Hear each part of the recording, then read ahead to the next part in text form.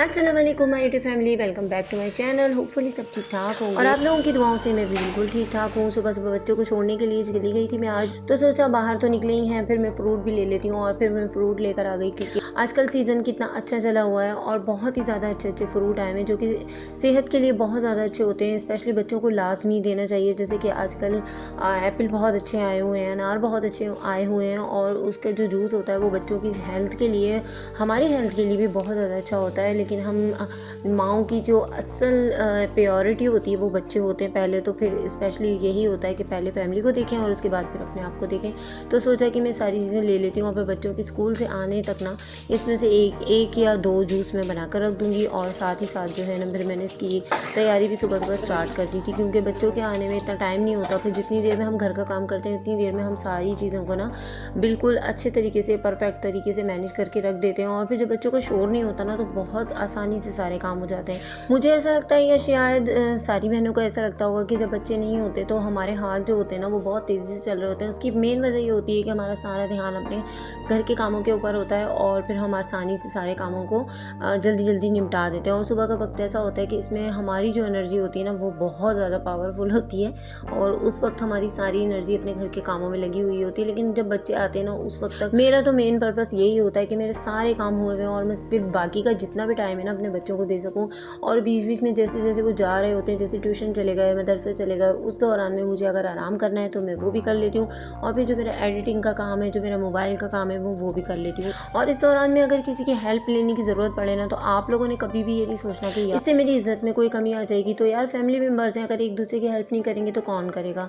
तो इस वक्त भी मुझे अगर किसी भी चीज़ की ज़रूरत पड़ती है तो मैं अपने हस्बैंड से कह देती हूँ और वो मेरी हेल्प कर देते हैं। तो इस तरीके से काम बहुत आसान हो जाता है, ईजी हो जाता है और इस तरीके से एक दूसरे के काम आके ना हमारा रिलेशनशिप बहुत ज़्यादा स्ट्रॉन्ग होता है, बाउंडिंग बहुत स्ट्रॉन्ग हो जाती है और हमें काम में एक दूसरे की जब मदद मिलती है तो फिर हमारे जो दिल होते हैं ना वो अल्लाह ताला की तरफ से नरम होने स्टार्ट हो जाते हैं। तो एक दूसरे की मदद करने वाला अपने आप को भी बनाए और अपने बच्चों को भी बनाए। और देखें कितना अच्छा सा जूस बन गया है, जूस बन के रेडी हो चुका है और ये जूस बच्चों की हेल्थ के लिए बहुत ज़्यादा अच्छा होता है, साथ में हमारे लिए बहुत अच्छा होता है। अपने आप को कभी भी किसी भी जगह पे इग्नोर ना किया करें, कभी नहीं सोचा करें कि पहले फैमिली को दूंगी तो फिर उसके बाद मैं पीऊँगी।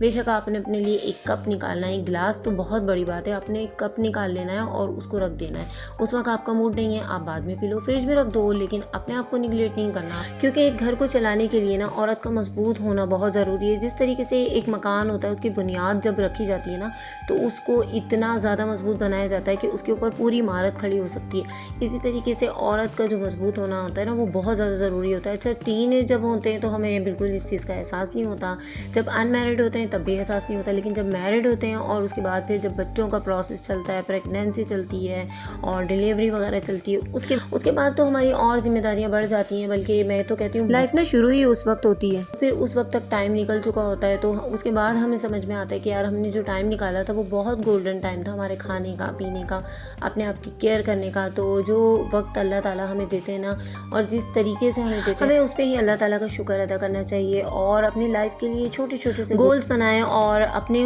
तक महदूद रखें, या अगर आप मैरिड हैं तो अपने लाइफ पार्टनर तक महदूद रखें। तो देखिएगा कि कितनी पॉजिटिव चेंजेस आती है हमारी लाइफ के अंदर और हम ना थोड़ी सी कोशिश करके ना कुछ नया, कुछ अच्छा सीख सकते हैं जो कि हमारे मुश्किल वक्त में कभी भी हमारे काम आ सकता है। और आप एक ही रूटीन से अगर बहुत जल्दी बोर हो जाती है ना तो कुछ ना कुछ आप नए सीखते रहें। और कुछ बहनों की ना ख्वाहिश होती है कि वो अपनी पर्सनैलिटी में कुछ ऐसा करें कि वो सबसे अलग थलग नजर आए और जहाँ बैठे ना सब उनकी गर्दिदा हो जाए, हर बंदा ना उन्हीं की तारीफ करे। तो उसके लिए बहुत ज़्यादा ज़रूरी है कि आपने ना अपने ऊपर इन्वेस्ट करना है। अपने ऊपर इन्वेस्ट करने का मतलब ये नहीं है कि आप ढेरों पैसों की कोई चीज़ लेकर आ जाएं और वो अपने ऊपर लगा लें, अपने फेस पे लगा लें या बेहतरीन से बेहतरीन कपड़े पहन लें। नहीं, इसका कोई भी मेरा मकसद ये नहीं है। मेरा मकसद ये है कि आप अपनी स्किल्स पे ध्यान दें, आप कुछ अच्छा सीख लें। अगर आपकी एजुकेशन अधूरी है तो आप उसको सीख लें, कोई कोर्स करना चाह रही हैं वो कर लें।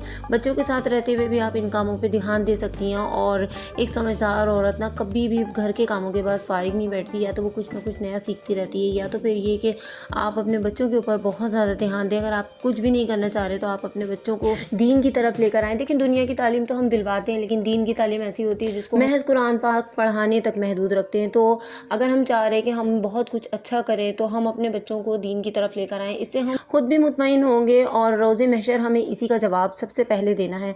तो इस तरफ आप लोगों ने ज़रूर ध्यान देना है और अपने बच्चों पर भरपूर तवज्जो देनी है, इधर उधर की सोचों से अपनी जान छुड़ाएं, अपनी फैमिली को तवज्जो दें। और आखिर में ये कहना चाहूँगी कि अगर आपसे कबाब वगैरह जो होते हैं वो बैठकर नहीं पीसे जाते सिल पर, तो आप मेरी तरह से इस तरीके से शेल्फ पर रखवा कर भी आराम से आप पीस सकते हो। और ये बहुत ईजीली पिस गए थे। और उसके बाद फिर मैंने इसको ज़मीन पे रख के वॉश किया, इसको इसकी जगह पर रख दिया था। और उसके बाद फिर मैंने सारा काम जल्दी जल्दी निपटा लिया था। आप लोगों के साथ शेयर करने का मकसद यही होता है कि जिस तरीके से हम काम कर रहे हैं और अच्छे तरीके से हो रहा है, तो आप लोग भी उसी तरीके से उसको फॉलो करो और अपनी ज़िंदगी को आसान बनाओ। तो उम्मीद है कि आज का व्लॉग आपको पसंद आए तो प्लीज़ लाइक कर दीजिएगा। अपना रखिएगा बहुत ज़्यादा ख्याल। अल्लाह हाफिज़।